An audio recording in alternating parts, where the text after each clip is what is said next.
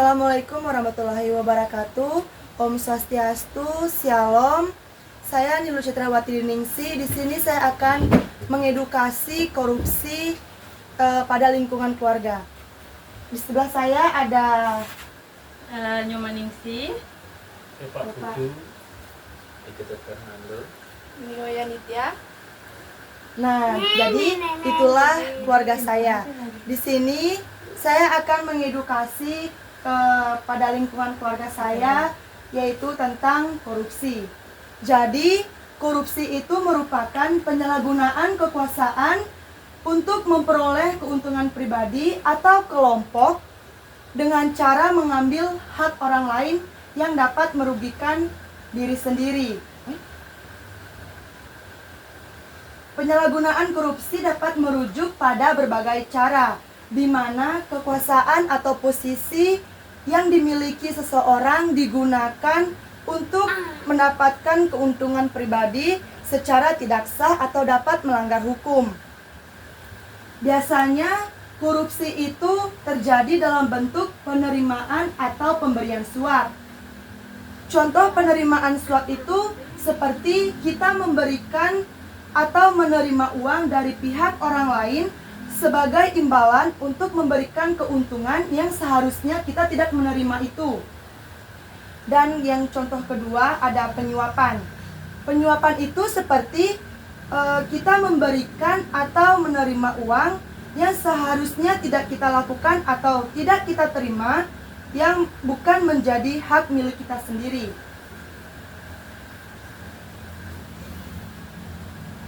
Adapun dampak negatif dari melakukan korupsi, yaitu yang pertama, dapat merusak kepercayaan orang sekitar. Seperti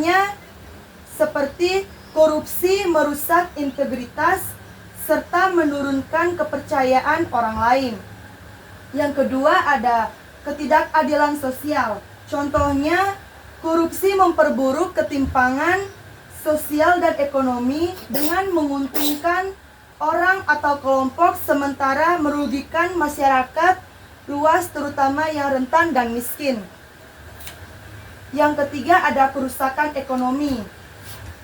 Contohnya, kerusakan ekonomi itu dapat mengurangi kepercayaan investor, merusak iklim bisnis, serta menghambat pertumbuhan ekonomi yang sehat dan berkelanjutan. Yang kelima ada kerusakan lingkungan. Contohnya itu seperti penurunan terhadap masyarakat sekitar.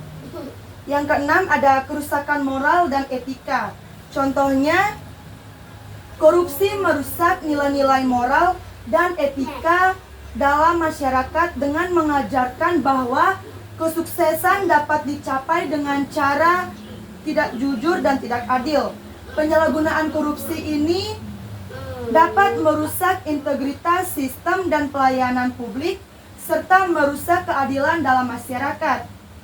Nah, kita dalam satu keluarga agar bisa menerapkan kejujuran terhadap keluarga, terutama kepada anak-anak atau adik-adik kita, agar tidak terjadinya penggelapan uang atau korupsi. Nah, itulah edukasi korupsi pada lingkungan keluarga. Diberikan kesempatan pada keluarga jika ingin menanyakan mengenai korupsi. Dipersilakan. saya akan coba untuk bertanya. Terima kasih seperti yang diberikan. Apakah korupsi hanya terjadi dengan masalah uang? Baiklah, saya akan menjawab. Korupsi itu tidak hanya masalah uang, tetapi korupsi itu bisa juga terjadi pada masalah waktu. Contohnya, kita melakukan pekerjaan yang seharusnya kita kerjakan pada jam 8 pagi, tetapi kita dengan sadar kita mengulur waktu hingga jam 10 misalnya. Jam 10 akibat kita keasikan bermain HP atau nonton. Itulah hal kecil yang terjadi. Itulah hal kecil yang bisa dinamakan dengan korupsi waktu. Setelah edukasi mengenai korupsi, Apakah keluarga dapat memahami mengenai korupsi tersebut? Dapat. Baiklah. Itulah sekian tentang edukasi mengenai korupsi.